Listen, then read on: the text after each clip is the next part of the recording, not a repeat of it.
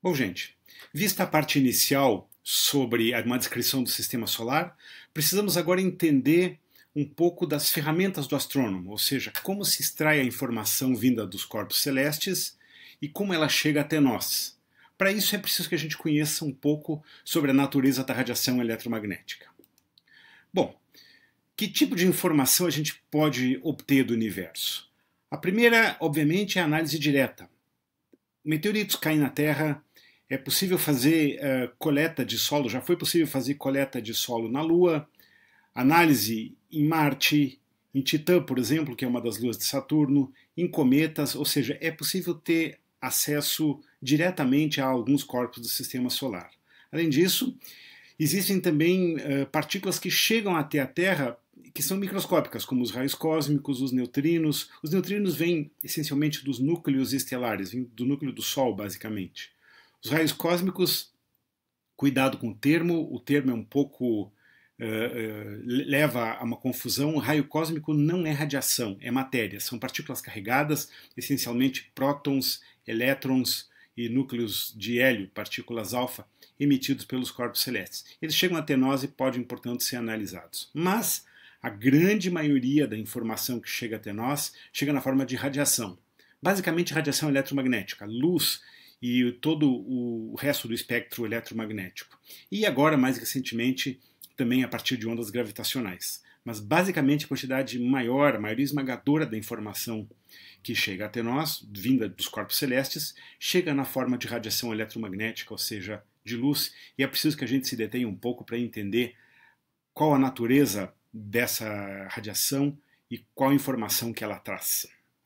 Bom, todos os objetos celestes estão a distâncias muito grandes, a única exceção são os do sistema solar. Andrômeda, por exemplo, está a 2,5 milhões de anos-luz. Então é necessário, para ter acesso à informação sobre eles, é necessário estudar a radiação que seja emitida lá ou que de alguma forma interaja com os objetos que lá estão, sendo emitida por algum outro que está atrás dele, chegue até nós e nos permita analisar. Vejam, Andrômeda, 2 milhões e meio de anos-luz, é a mais próxima das galáxias catalogadas no universo e esse número passa dos trilhões. Sim, eu disse trilhões. 10 elevado a 12. Bom, radiação. Radiação é qualquer forma de transmissão de energia através do espaço sem que exista necessidade de uma ligação física entre esses pontos. E a radiação eletromagnética, obviamente, é a radiação transmitida através das variações, das flutuações do campo elétrico e do campo magnético, cujos portadores são os fótons, como vocês bem sabem.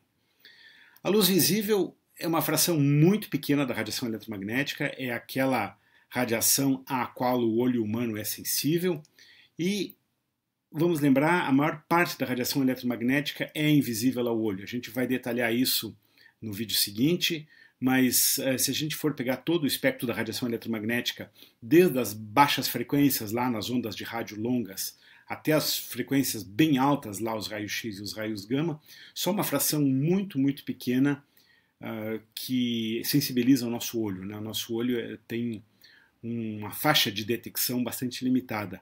E essa faixa de detecção é produto da evolução da vida na Terra. Não é por coincidência, mas a maioria dos animais da Terra vem exatamente a mesma faixa de frequência que nós vemos, que nós humanos vemos. Por quê? Porque é onde está a maioria da radiação recebida aqui na Terra pelo Sol, emitida pelo Sol. E isso significa que a vida na Terra evoluiu de maneira tal que nossos olhos detectam o grosso da radiação que a nossa estrela, que o Sol, emite. Por que isso? Muito simples, né? Porque em termos evolutivos, os olhos são procuradores de comida e procuradores de parceiros para transportar o código genético para a geração seguinte. Obviamente isso só faz sentido se os olhos forem sensíveis à faixa da radiação eletromagnética, onde está a maior parte da energia que o Sol emite. Por isso, os olhos de quase todas as criaturas vivas são muito, muito similares em termos da faixa de efetividade, né, da faixa de operação, vamos dizer assim. Bom, toda a radiação eletromagnética viaja, portanto, pelo espaço na forma de onda e, portanto, sem necessidade de matéria entre eles. Para a luz é um pouco diferente. A luz tem uma característica dual. Ela é ao mesmo tempo uma onda, ela se propaga na forma de uma onda, e também é uma partícula, é o fóton. Essa é a famosa dualidade onda-partícula da luz. Vejam, eu não estou falando exclusivamente dos fótons na faixa visível. Estou falando da luz no sentido amplo do termo, toda a faixa da radiação eletromagnética. Você sabe, isso são experimentos de física lá que começam a ser descritos lá no ensino médio, mas a luz se comporta simultaneamente como uma onda, ela sofre aqueles fenômenos ondulatórios típicos, como difração e interferência, mas também é uma partícula, também tem comportamento de partícula, como é descrito, por exemplo, no efeito fotoelétrico. Bom, o comportamento ondulatório pode ser exemplificado com clareza pela famosa analogia da pedrinha caindo na água, né? Não há, nesse caso, quando a gente joga uma pedrinha na água, a água não caminha de dentro para fora. A pedrinha caiu aqui, no centro, a água não caminha de dentro para fora. O que caminha para fora é apenas uma perturbação. Uma partícula que esteja colocada em algum ponto, por exemplo, aqui onde está a minha flechinha, ela vai subir e descer com uma bolinha azul aqui na animação da direita, como se fosse uma ponta de prova, né? E a partir do movimento nessa bolinha azul é possível tirar conclusões sobre a pedra que caiu lá. Essa é a essência da informação obtida à distância. É a velha história da pedrinha na água, né? Se você jogar um galhozinho na água, apenas vendo como que o galho se move para cima e para baixo, como que o galho se comporta após a pedrinha ter caído, é possível obter informações sobre a pedra. A maioria das ondas precisam efetivamente do meio para se propagar. A analogia da água ela é boa até certo limite. Obviamente ela requer a existência da água, a superfície de água, para a onda se propagar. Assim como as ondas sonoras se propagam pelo ar e as ondas sísmicas se propagam pela terra sólida. No caso da luz, é diferente. A luz efetivamente se propaga através do vácuo, já que os fótons se propagam através do vácuo. Como fisicamente isso ocorre? Qual é a base física desse tipo de fenômeno? Bom, tudo começa com a interação entre partículas carregadas, que vocês certamente já conhecem lá do ensino médio. As partículas carregadas elas podem se repelir se tiverem cargas iguais ou se atrair se tiverem cargas opostas. E assim como existe uma força gravitacional, existe uma força eletromagnética. Nesse caso aqui, a força eletrostática, representada pela lei de Coulomb, que vocês também conhecem lá do ensino médio. A lei de Coulomb está expressada aqui, na sua forma vetorial, com versores, ou na sua forma escalar, aqui é o módulo da força, como o produto das cargas de duas partículas, o quadrado da distância entre eles e uma constante. A constante está associada com a permissividade elétrica do vácuo, com ε0. Mas ela é, em muitos aspectos, análoga à lei de Newton, a força eletromagnética, no sentido de ser inversamente proporcional ao quadrado da distância e ter alcance infinito. É uma força de alcance infinito, ela cai com o quadrado da distância, mas ela nunca chega a zero, da mesma forma que a força de atração gravitacional. E como é que a força é transmitida pelo espaço? Bom, o campo elétrico de uma dada carga estacionária se estende em todas as direções, evidentemente, sem limite de distância. E uma partícula carregada é sentida, essa é a palavra certa, por outra partícula que esteja numa distância qualquer. O portador da informação aqui são sempre os fótons. Os fótons levam a informação de uma partícula para outra, de novo, sendo essa interação inversamente proporcional ao quadrado da distância.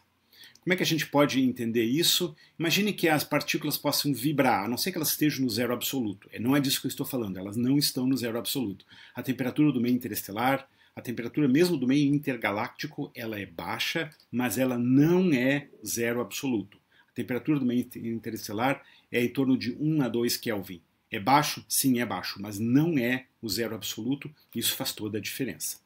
Bom, uma vez que as partículas vibrem, seja por colisão ou seja pelo fato da temperatura não ser o zero absoluto, essa vibração vai gerar uma variação no campo elétrico. E as variações do campo elétrico podem ser detectadas como uma força pela outra carga que está lá distante. A gente pode pensar de novo na lei de Coulomb e entender que essa variação de distâncias, essa oscilação aqui, vai gerar uma força. O portador sempre vai ser o fóton, o que vai levar essa partícula de um campo, vai levar essa informação de um ponto a outro. Bom, a terminologia sobre ondas eu não vou me deter, vocês certamente sabem isso da mecânica ondulatória, vocês aprenderam isso no ensino médio, vocês provavelmente aprenderam isso nas primeiras disciplinas de física dos cursos de vocês na universidade.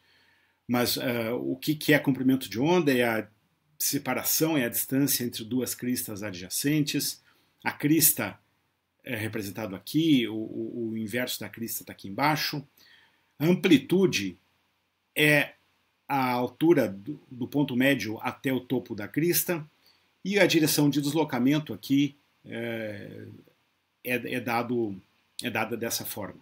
Bom, o número de cristas que passam num dado ponto por unidade de tempo é a frequência, mas eu acho que eu estou me repetindo. Estou repetindo coisas que vocês já sabem.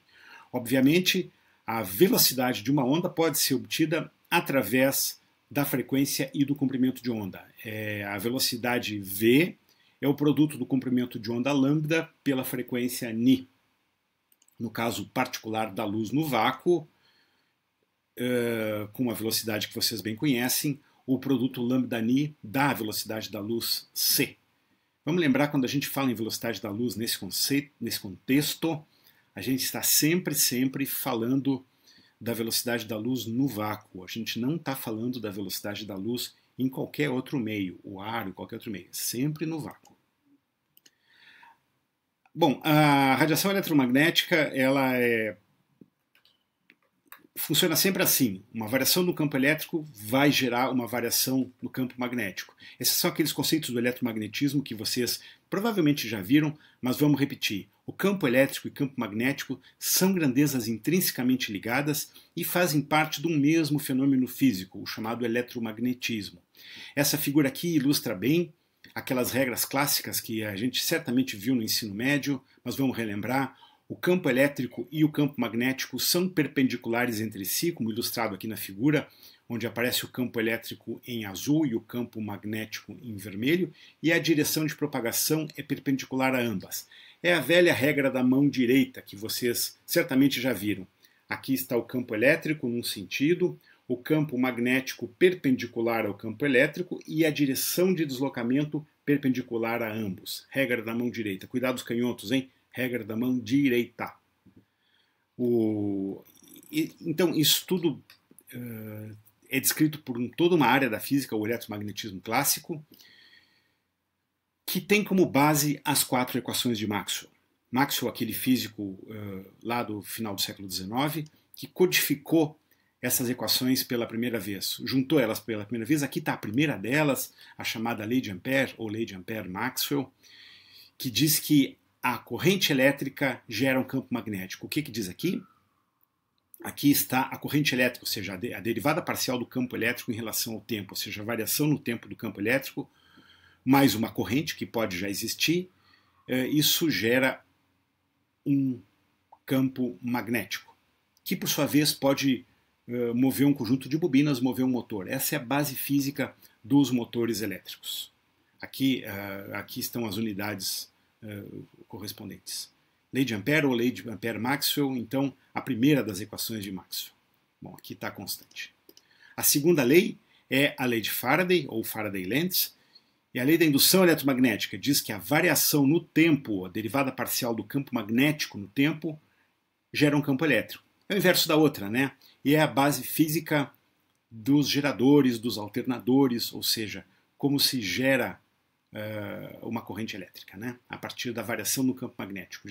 Como é que se pode ter uma variação no tempo no campo magnético? Põe uma bobina a girar, põe um ímã a girar, acionado, por exemplo, por uma usina hidráulica, por exemplo, por uma turbina a vapor.